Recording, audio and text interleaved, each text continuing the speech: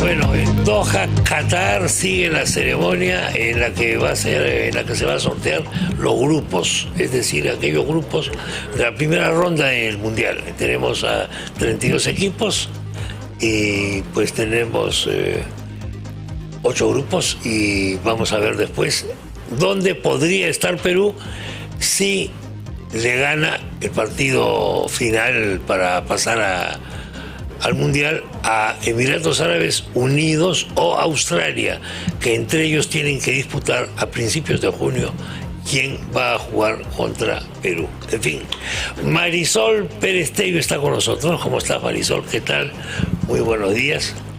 Marisol está empeñada en la reorganización, reestructuración, creo que he empleado la palabra reingeniería del PPC.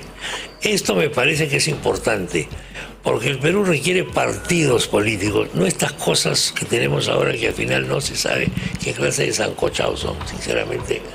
Cuando yo veo las votaciones del Congreso digo, ¿existen los partidos? Qué fuerte, ¿no? ¿Cómo te explicas el grueso de votos de abstención que haya, por ejemplo, en cierto, o sea, por ejemplo, en la vacancia presidencial, ¿te puedes abstener? Yo creo que hay momentos en la vida política de una persona que quiere dedicarse en serio a la política como servicio en que no se admite el silencio. Yo creo que la definición de segunda vuelta, por ejemplo, era un momento en el que tenías que tomar partido y además explicar con las razones por las cuales decidías por uno o por el otro. Creo que este voto es un voto de esa naturaleza, ¿no? Es un voto que marca un antes y un después. Y la abstención lo que refleja es acomodarse, intentar no asumir posición, intentar pasar inadvertido frente a un lado a otro, intentar ocultar tus verdaderas intenciones, ¿no? El otro día yo le preguntaba a... ¿cómo se llama el gobernador de Cajamarca? Que es el líder de AP, Mesías. Mesías. Le digo, ¿cómo explica que haya una serie de miembros de la bancada de Acción Popular que vayan a conversar con el presidente Castillo sin que conozca esto el partido? Y me dio una explicación, pero que me pareció muy sincera. Bueno, ellos responden ante sus electores de provincias. Tienen que presentar obras. Sí, pero ahí... Esto lo dijo. Sí, claro. Y ahí está la clave de muchas cosas, quizás. Lo que pasa, Chema, es que hemos perdido, y por eso te agradezco que hayas hecho referencia a la reingeniería del partido. Sí. Hemos perdido el sentido de la vida partidaria. Como los partidos hoy son, con todo respeto, además, sin ofender a nadie, aventuras políticas que satisfacen necesidades individuales. Muy educada eres, como buena pepecista, eres súper educada. Es que yo valoro que la gente se quiera meter en política. Imagínate si voy a desalentar a la gente que quiera hacer política. Pero política de verdad, pues, ¿no? Okay. Política como servicio. Entonces, la política no es una acción que se pueda hacer unilateralmente, Chema. Tú necesitas equipos, necesitas personas que sean parte de ese sueño transformador. Es como una olla común. Tú tienes a la autoridad de la olla común, pero la señora y sus ollas no hace nada, sino tiene otras personas que le ayudan a servir, a atender. Sueño transformador, has dicho. Exacto. Se reirían de ti varios de los actores políticos. Como sueños, ya no, pues hay que ser pragmático. Vamos a la cosa concreta. Es que eso no son políticos. ¿Cuándo inauguro la carretera, por favor? Es que esos son ladronzuelos que están buscando que se inaugure la carretera para ver cuánto cobran de la coima, pues, Chema. Yo tengo que ser honesta, la política ha sido infiltrada, no lo digo yo, lo dijo Rosa Mávila en el informe que hizo en el Congreso de la República, infiltrada por el narcotráfico, infiltrada por el crimen organizado. Y la política tiene que volver a ser de los ciudadanos. La política tiene que volver a ser el espacio en donde los mejores ciudadanos representan las necesidades de todos, no las necesidades de un señor que no quiere trabajar para hacer plata sino robar. Está coincidiendo. Ayer estuvo acá Pablo Secada y me dijo, a mí lo que me preocupa por encima de todo es el narcotráfico. Sí, claro. El narcotráfico se ha infiltrado y está utilizando a los partidos políticos. A todo, a los partidos políticos, a la banca, a la empresa, porque eso está estudiado, Chema. Rosa Mávila hizo un informe en la época en la que yo fui congresista, imagínate, periodo 2011-2016, un informe contundente en el que demostró el nivel de infiltración que había, y eso lo corrompe todo. Lo que pasa es que como el crimen organizado daña la estructura estatal, estamos mucho más preocupados por el carterista, por el que te roba el celular, porque te afecta a título personal. Pero el crimen organizado, el narcotráfico, la minería ilegal, la trata de personas, socava la institucionalidad del país, porque Madre de Dios, por ejemplo, no tiene reglas de juego, y como hay un empleo, pleno empleo, y la gente vive de la minería ilegal, genera un nivel de protección con todas las actividades además colaterales que hay, trata de personas, niñas de 14 años. O sea, delitos conexos para proteger. Claro. El narcotráfico es igual. En el narcotráfico la coca es igual. Pero Eso mira ya México. Pero eso lo sabemos, pero hace muchos años. Pero Chema, mira Quizás. México. O sea, ¿qué estamos esperando? México ya es ingobernable. ¿Qué México estamos ya- esperando? México ya fue. Y mira lo que pasó en Colombia con Pablo Escobar en su momento. ¿Dónde, Bueno, claro. ¿Dónde entró Pablo Escobar? ¿Qué buscó Pablo Escobar? La protección de la política.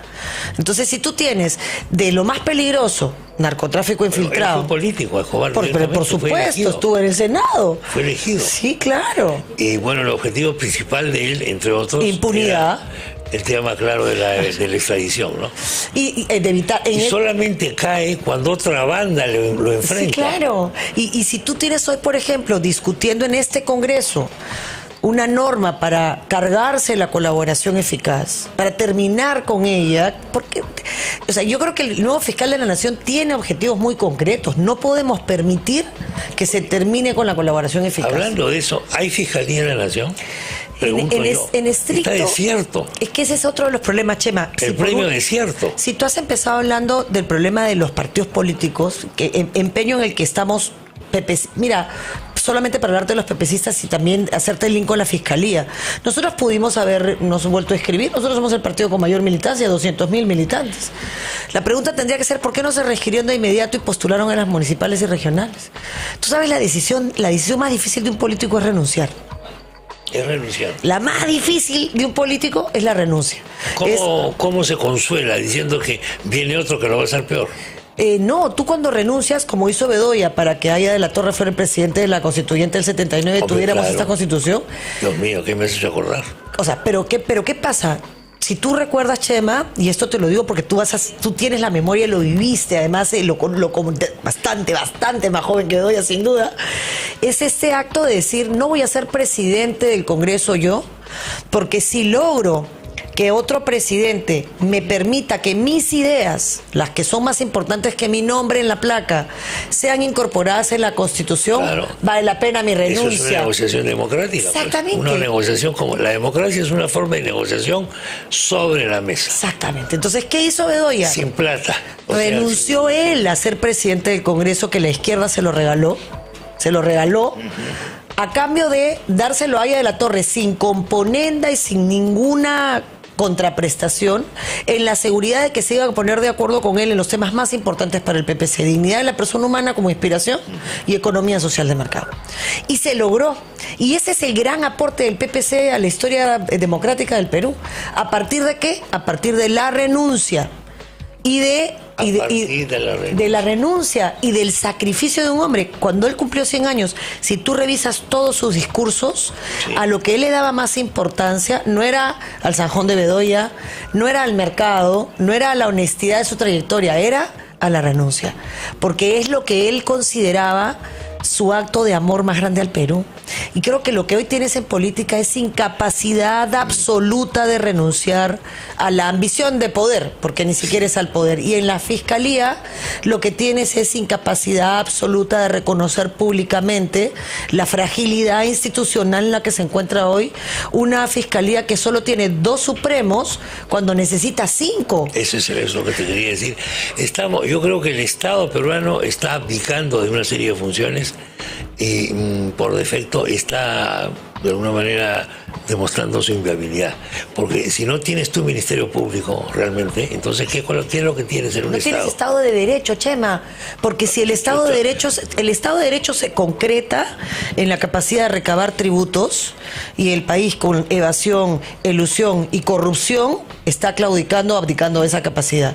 Y la otra forma como se concreta el poder es en la capacidad de hacer cumplir la ley. ¿Y quién hace cumplir la ley?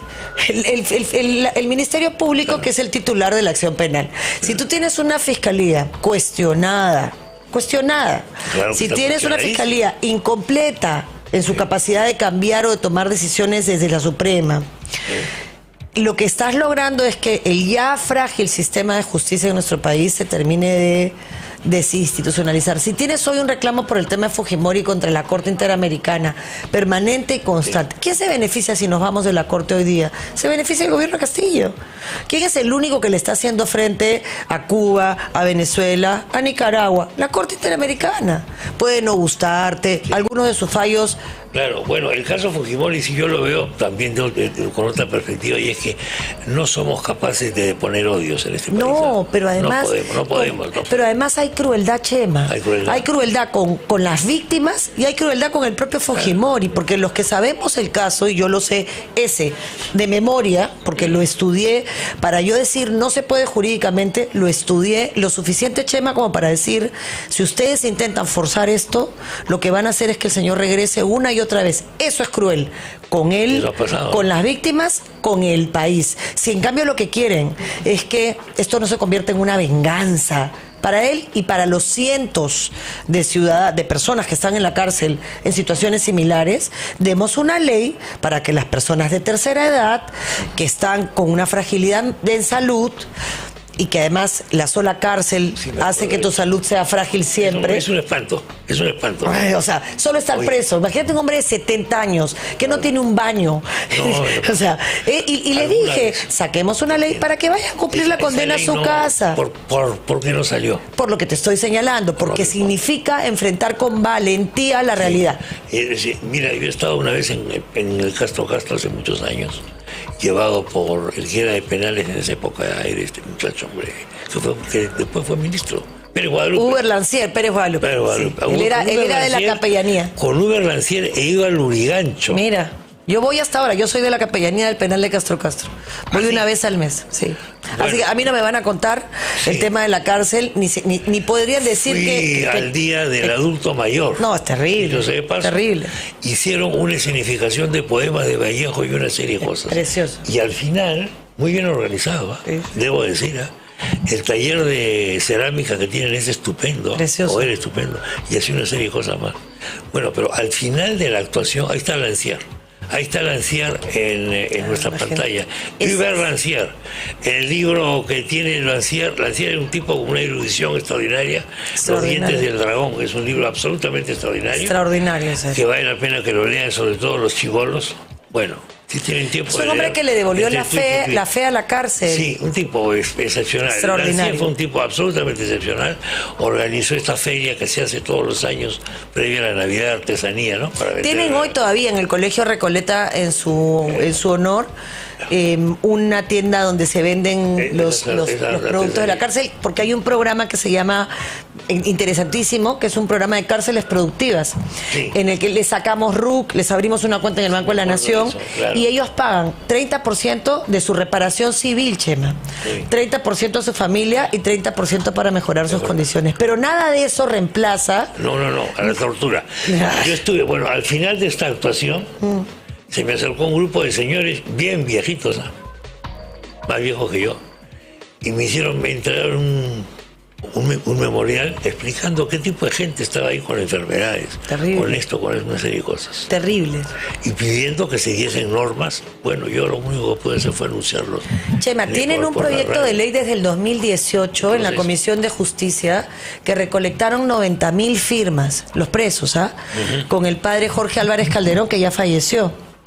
Ha fallecido Álvarez Calderón, no he conocido a Álvarez Calderón. Sí, ha fallecido hace un par de años. ¿Cuándo ha muerto, perdón? Hace un par de años ha fallecido, en la época del COVID. Y el padre compró el kit y la Comisión Episcopal de Acción Social hizo suyo el proyecto y las madres, las hijas, los esposos salieron a recolectar 90.000 firmas. ¿Para qué? Para que se respetara el principio de progresión en cárcel. Pero todo esto tiene que ver con de progresión, o sea, es que la gente, no importa si te quedas 10 años o 20, importa que tu condición mejore. Claro, ya entiendo. O no es lo mismo un preso que está 10 años y quiere seguir delinquiendo que uno que está 10 años y ha estudiado una carrera, ha cambiado su conducta, no es lo mismo. Y eso subjetivo es mucho más importante que solo el plazo del tiempo, ¿no? Pero bueno, la tercera edad en cárcel sufre los siguientes problemas, Chema. Primero, muchas veces están solos, porque su familia ya murió. Segundo, ya no están en condiciones de cometer el delito, porque acá no estamos hablando de violadores, que no importa la edad que tengan, siempre van a hacerle daño a un niño. No estamos hablando de narcos, que solo necesitan la crueldad de su cabeza, ni estamos hablando de terrucos. Estamos hablando de gente que ya no va a poder cometer el mismo delito porque ya no tiene las circunstancias que le permitieron hacerlo, ¿no? Y que puede irse con un grillete a su casa, costarle menos plata al Estado, mucho menos plata, y además no ser cruel. La cárcel no es venganza. Sí, pero acá tenemos el odio por bandera. La venganza es terrible. Cuando se dio la resolución del Tribunal Constitucional, yo dije, no va a salir de la cárcel Fujimori. No va a salir porque no se va a permitir, porque en parte hay un pedazo de votación de odio que le da el triunfo a Castillo, antifujimorista, de las clases medias y altas. Ese es mi lectura de la estadística. Ese es el porcentaje que le da el triunfo a él. Entonces la cosa es muy complicada.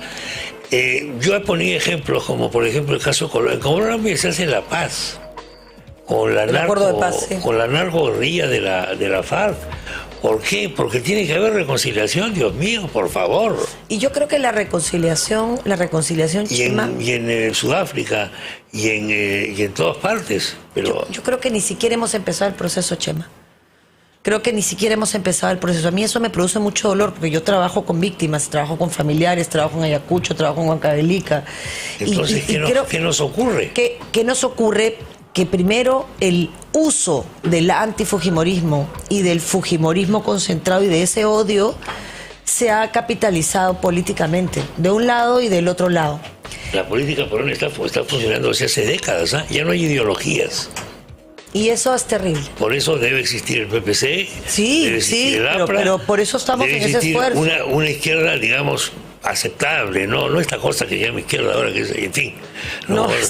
Esta es la ruina de la izquierda. Castillo lo único que está haciendo es sepultar a la izquierda. Una catástrofe.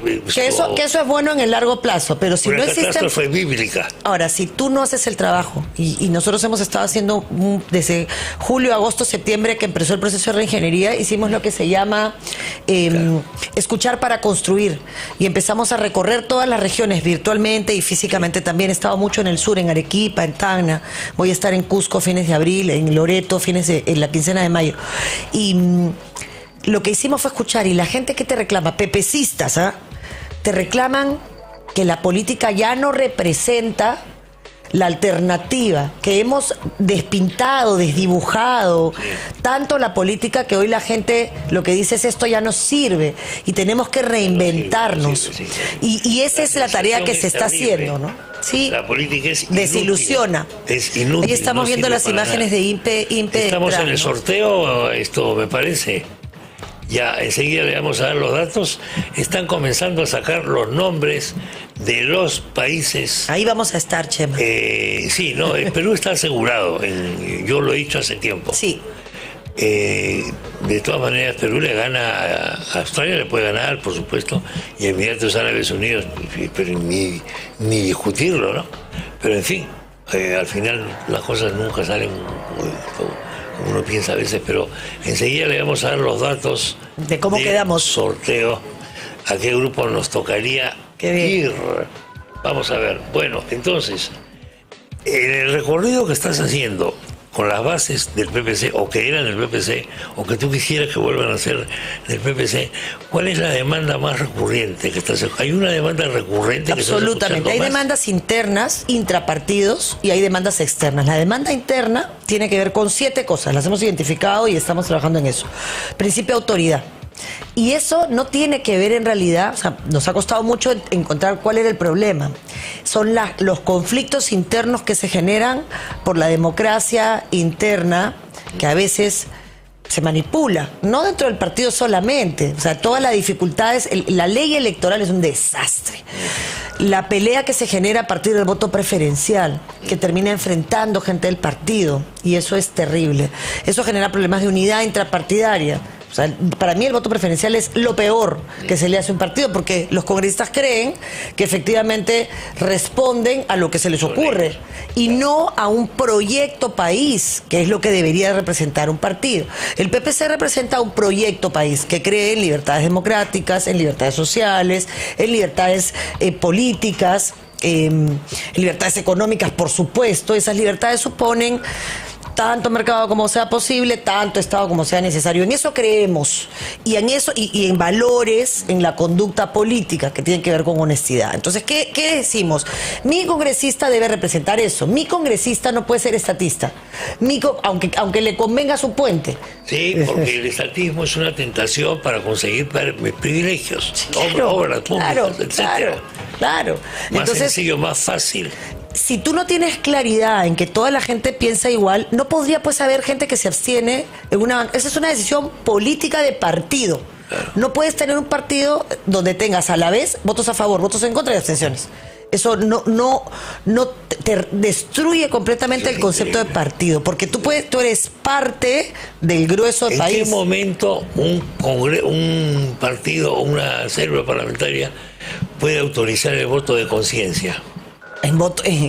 Esa es la pregunta, no en temas políticos. No. Por ejemplo, si se discute un tema religioso, sin duda, básicamente religioso, que tiene que ver, porque los partidos no son confesionales. Exactamente. Entonces, ahí yo entiendo que se diga, bueno, hay libertad para votar, pero cuando se está discutiendo el poder o se está discutiendo el rumbo económico del país o cosas así, que se pueda autorizar la libertad de... Tú puedes, por ejemplo, hacer un voto, una objeción de conciencia con relación a temas que importen tus valores personalísimos. Claro. ¿No? Y que no son los valores compartidos del partido. O sea, no sobre honestidad. Eso no es negociable. Claro, por supuesto. Pero no lo puedes hacer sobre una decisión absolutamente política. Y la decisión sobre la vacancia es una decisión política. Entonces, cuando tú tienes un partido en el que tienes 3 votaciones diferentes, eso no representa nada, pues. Es de gente que usó el partido para llegar y ahora responde a sus propios intereses. Buenos o malos, no importa. Y eso ha minado la vida partidaria. Hay que volver a que el voto preferencial sea previo, si quieres unas PASO. Pero luego tiene que haber una representación de partido para que el partido responda. Por eso es que los partidos decimos yo no tengo la culpa. Pero tú sí tienes la culpa, porque ese sinvergüenza lo sentaste tú. A ese sinvergüenza le diste poder tú. Asume tu responsabilidad. Y eso es una de las mayores demandas del partido. Disciplina, principio de autoridad. Si hay un ladrón, bótalo. No te quedes con un Horacio Canepa que ya sabías que estaba haciendo cosas que no eran muy derechas porque no tienes pruebas. Protege tu instituto, protege tu casa. Cuida tu casa, ¿no? Esa es una primera cosa que se nos reclama. Y luego el tema de comunicación, que se ha facilitado muchísimo con el mundo virtual. Pero como te decía antes, en el PPC hay generación que hoy tiene 70, 80, generación que tiene 60, que es la generación que está, digamos, activando más, intentando no perder a nadie, generación de 40 y 50, que es la mía, que muchos se han ido porque se fueron a hacer su vida profesional y hay que recuperarlos porque son quienes tienen que ejercer el poder. Y generación 20-30, mucha generación joven a nivel de Cusco, Arequipa, La Libertad, que a mí me genera ilusión y es quienes soportan el trabajo, ¿no? Lucero, Jake, Armando no tienen 30 años y todos están dispuestos a hacer vida partidaria y eso es maravilloso, Chema. Y cuando ven estos ejemplos, dicen, ¿qué es esto, no? ¡Qué vergüenza! Esto no es lo que nosotros queremos. Así que en eso estamos, Chema, en un trabajo partidario serio, sólido, donde no se queda nadie fuera y nadie atrás. Vuelvo un poco al escenario actual de la política. El último intento de la vacancia de Castillo, ¿pierden todos? ¿Pierde el Congreso principalmente? Pierden todos, pero pierde más el Congreso. Pierde más el Congreso. Yo creo que hayan permitido que entren los ministros que no tenían nada que hacer ahí. Nada que hacer ahí. Una cosa muy extraña. Que le hayan permitido. Pero el presidente fue con banda. Esto no era... Y además, ¿por qué puede estar solamente 10 minutos? No sé qué dice la ley. No te establece... La ley puede ser que se quede. Pudo no haber ido. Pudo no haber ido. Pero lo que hizo y lo que le permitieron después fue hacer el gesto político de que la vacancia era, en realidad, contra el gobierno. Y era personalísimo. Las vacancias son personalísimas. Porque él era el que se buscaba acreditar que tenía una conducta moral. Lo que se estaba pidiendo ahí es que el señor deje de ser presidente. Exactamente. Y sea presidenta la señora Dina Boluarte. que lo sucede del mismo partido. Exactamente. O sea, esto no es una campaña contra el pueblo. No. Es contra usted. Ahora, caballero. Gobierno que es un desastre. Contra usted, señor. Sí, gobierno que es un desastre por culpa de él. Claro. Y por culpa de la incapacidad de sus correligionarios. Solo 10 minutos yo me he quedado muy desconcertado. Es que fue a hacer el show. O sea, él armó todo, ¿no? Fue la semana anterior, habló de lo que le dio la gana, se copió de lo que había dicho su premier la vez anterior. Plagiado, a nadie le importa. A nadie le importa.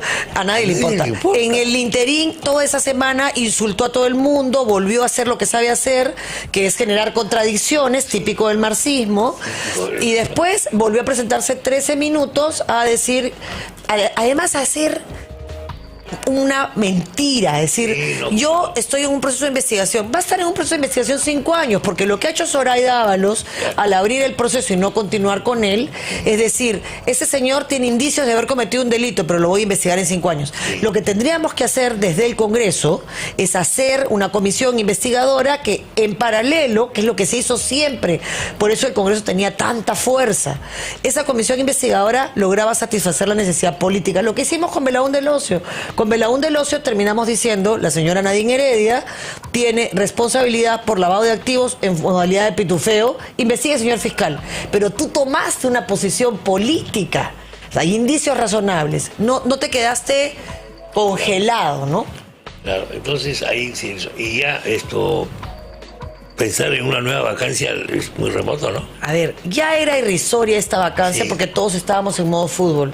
Yo porque estoy, digamos, hago política, escuché parte de ese debate con dolor de cabeza y con vergüenza, con circo, de cartelito por acá y cartelito por allá, con una presidenta del Congreso intentando mantener el control, además harta un poco de la dinámica esta perversa que se ha generado en el Parlamento, la primera vicepresidenta también intentando mantener este control que permitiera que no fuera más un circo, porque creo que ellas dos de la mesa directiva están intentando hacer un esfuerzo con poco éxito en realidad, de no desprestigiar a la institución parlamentaria, que hay que cuidarla, Chema. Hay que cuidar la poca institucionalidad que tiene el Perú. Hoy en el Congreso se está discutiendo un proyecto que tú lo vas a entender mejor que nadie, porque eres un hombre que ha defendido siempre la libertad de expresión, que plantea que Canal 7... el directorio de Canal 7 no sea del Ejecutivo, que sea de un directorio del Estado. Exacto. Poder Ejecutivo, Poder Legislativo, Poder Judicial, organismos constitucionales autónomos. Claro, como es en otros países. Pero como debería ser, Chema. Ojalá. Porque acá se confunde muchísimo gobierno con Estado, ¿no? Exactamente. Porque no hay criterio institucional. Es que ese es el tema. De poder. Y lo que toca ahorita, en la conciencia de que no hay votos y que el proceso electoral municipal y regional va a seguir distorsionando todo el mundo político, es defender las instituciones. Nosotros hemos logrado, apoyando a un joven de una asociación que se llama Integridad, frenar la constituyente con la ley en la mano, sin prepotencia, sin interpretaciones antojadizas, con la ley en la mano. Acá el Congreso se hizo una, muy bien hecha además. Simplemente, oigan, usemos el 206 para hacer las reformas que queramos, pero hay que usarlo, pues hay que hacer las reformas, Chema. Y ahora estamos trabajando el tema de la libertad de expresión, que nos parece fundamental. Es un proyecto que presentó Guido Lombardi hace muchos años, se quedó ahí y ahora se ha retomado y esperamos poder hacer algunas mesas, invitar expertos de IPIS, del Colegio de Periodistas, de la Asociación Nacional de Periodistas, para garantizar libertad de expresión, porque sin eso no hay nada. Sí, y que está siendo amenazada porque me da la impresión cada de que rato, el gobierno, ¿no?, descubre que el Congreso ya no es su problema, pero el problema es la prensa independiente, ¿no? La prensa independiente y la ciudadanía. Tenemos problemas serios. Sí, mira lo que está pasando, ¿no? Se está utilizando la vía judicial. Mira, al final siempre puedes encontrar un juez pues que te haga caso. Eso no es tan difícil. Aunque sea temporalmente y en primera instancia ya te cayeron la boca. No importa que sea provisional, suplente de no sé qué, no sé qué. Ya te amedrentaron a todos los demás y ya todos se comienzan a quedar callados. Es que ese es el problema. Y el problema ahí es el amedrentamiento al resto de los periodistas. Exacto. Obviamente, si yo veo que a Beto Ortiz, por ejemplo, le clavan una sentencia, claro, es prisión suspendida, pero mañana puede ser también... Ya yo voy a pensarlo 2 veces cuando venga acá a sentarme. Sí, claro. Debo confesar que eso es así. ¿Por qué? Porque estar preso no es muy agradable. No, y tú eres un hombre que tiene un recorrido, Chema, pero un periodista que está empezando, que está jovencito. No, que está empezando, ni hablar. Claro. Claro. No, yo no me meto en lío, yo no me meto en política. Yo voy a hacer notas culturales o deportivas o no sé qué. Es lo que está pasando en Nicaragua ahora. Pero no, en Nicaragua es una cosa. Algún día hablaremos sobre eso porque yo fui a cubrir la visita del Papa en Nicaragua, estaba hablando Juan Pablo II. Yo me alojaba en ese famoso hotel intercontinental que había, ¿no? Y todas las noches venía un periodista a visitarme, un señor mayor que yo. Y me comenzaba a contar cosas sobre los comandantes. Y yo dije, este es un exagerado, este debe ser contra.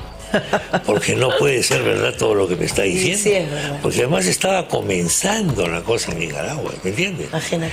Pero claro, me decía, ¿tú cuando llegas acá ves las camionetas de los comandantes? Sí. Ya, ahora te voy a explicar cómo han conseguido las camionetas. Y se sabía mucho chisme. Entonces me decía, y la casa de Tomás Borges así, y la casa de fulano, y la casa de mi este debe ser medio exagerado, se quedó tan corto. Qué fuerte, ¿no? Después cuando vimos todo, lo de Ortega ahora es una cosa ya espantosa. Y lo que está pasando en El Salvador con Bukele es en realidad lo que a mí me preocupa, porque hoy tenemos un inepto en el gobierno, y hay que decir las cosas como son. Sí. A mí me da mucha pena por la institución presidencial, pero no encuentro un calificativo que no sea ofensivo. O sea, no está preparado para gobernar. Que no tiene habilidades técnicas suficientes. Ok, ya. Digámoslo así por respeto a la institución presidencial. Yo no podría jugar por la selección de fútbol del Perú. No, yo tampoco. Soy un inepto, pero no, yo podría jugar, pero no jugaría bien. Lo admito. Claro, no tienes que saber todo, pero la ineptitud mayor no es no saber. Eso, porque yo hay cosas que no sé. ¿Creer que sabes? No buscar a gente que sí sabe. Claro. Porque si tú no sabes, por ejemplo, manejar un avión, consigues un piloto y vas a donde quieres ir. Y no dejas de ser quien dirige ese viaje. Sí. Pero cuando una persona se dice, no sé dónde voy, tampoco sé manejar, pero súbete a mi combi, lo que estás haciendo es contándonos que vas a destruir todo lo que exista y que te tenemos que acompañar. O sea, a mí no me puede pedir que yo acompañe a un presidente que le dice al país, mira, a mí nadie me quiere, yo represento al pueblo, yo soy del pueblo y a mí no me representa. Y no sé dónde voy, ¿ah? No tengo claridad, no sé, porque en verdad no sé, no me preparé para esto. Pero voy a llevarte y voy a poner a gente peor que yo, prontuariados, delincuentes, gente que le golpea a su familia. Que no me comparen, pues, que no quede mal en la comparación. Porque si pones uno más inteligente que tú. Pero es que eso es lo peor. Si tú pones a gente mejor que tú, eres un líder. Claro. Reconoces que al mejor economista, yo creo que el Ministerio de Economía está funcionando bien, eso es una tranquilidad, lo reconozco, pero el Ministro de Salud era una vergüenza, pues Chema, en un país que estaba pasando por un COVID terrible, increíble. O sea, eso es inadmisible, pobre señor, yo no tengo nada contra él, solamente que no yo lo he invitado acá al programa, no llevaría... Ahora me interesa más que venga, ¿sabes por qué? Me encanta la gente que pierde el poder. ¿Porque se vuelve más honesto o qué? No, porque ya no tiene pues esta cosa nefasta de tener el poder encima, o sea, ya por lo menos está saliendo de la droga nefasta. El problema además es cuando tienes poder y no estás preparado, porque te metes una mareada y de verdad encima, a mí me da mucha risa, pero siempre lo cuento, el carro en el que se trasladan los ministros le dicen cofre. Yo creo que es porque ahí creen que es una joya lo que hay. Entonces yo siempre digo, es que eso, claro, es tan poco feliz que le digas al carro del ministro cofre, que te demuestra el séquito que normalmente se forma en torno al poder, ridículo, para el que tienes que estar preparado, porque si de verdad te vas a creer... Sí, esa vez es automático. Es automático. Te salen siervos, amigos, primos, familia. Te salen cortesanos. Pero por favor, la fábula del rey nos la contaron a todos de chiquitos, ¿no? El rey Calato. Y acá tenemos mentalidad cortesana. Todos. O sea, esto muy monárquica. Todos. Y eso hay que corregirlo. Nuestro presidente es un monarca, en el fondo. ¿Por qué? Porque además tú eres abogada y tienes constitucionalista y todo, pero esta formulita de que yo personifico a la nación, ¿de dónde sale? ¿Me quieres explicar, por favor? Mira, qué buena pregunta. Tú sabes que conversamos con PPK sobre exactamente eso que acabas de comentar. Y le dije a PPK, ¿tú te molestarías conmigo si yo no pongo tu foto en el ministerio, sino la foto de la Constitución? ¿Así le dijiste? Sí, tal cual. Y PPK, por supuesto, se mató de risa en mi cara y me dijo, pero por supuesto que no, Marisol, pero explícame por qué. Le dije, porque esto es una república, esto es un Estado de Derecho. Claro. Nosotros no estamos por encima de la ley. Y si comenzamos a cambiar el concepto, empezamos a poner a la ley como la que es un límite al ejercicio del poder del Estado, todo va a cambiar. Bueno, él me dijo que lo cambiara no se hacía ningún problema. ¿Tú crees que pude lograr que dentro del ministerio, algo que no fuera mi oficina, pero claro que lo no. hiciera? Pensaban además que era falta de respeto a quien era mi amigo, y lo es hasta ahora y lo será siempre. Palabras, la majestad del Parlamento, Sí, claro. la majestad de la presidencia. Claro. Otra cosa muy buena. Esto, la personificación de la nación, no entiendo muy bien qué significa. No. Y me parece que es una cosa nefasta porque convierte al presidente en un intocable. Tan nefasto como que el presidente, sin el menor respeto a lo que representa la institución presidencial, se ponga una banda llevando al Estado, llevando al gobierno a una vacancia. Exactamente. O sea, ese gesto político nefasto. nefasto. Y llevar a los ministros era además decir, me respalda el gobierno en esto que en el fondo es una acusación contra todos nosotros, ¿no? Contra todo el gobierno. Que son, claro, son gestos que, es verdad. que Por eso resquebrajan es que, la institución, ¿no? Pues yo la vez pasada decía, ya la gente no cree en la banda presidencial, sí, la única banda en la que piensa es la banda roja en la camiseta. Ah, bueno, esa siempre habrá que cuidarla y esa siempre Eso será será. esa siempre Pero será nuestra. este uso y abuso de la banda presidencial, la verdad. Bueno, tenemos que llegar hasta acá. Marisol, gracias por la visita. Ha sido un gusto verte. Estamos en contacto. Pues, Un gusto verte. Mantenernos informados de tus actividades. Muchísimas gracias. Te contaré cómo vamos con la restricción. Estoy segura que pronto saldremos Muchas ya gracias. a pedir el respaldo de los ciudadanos.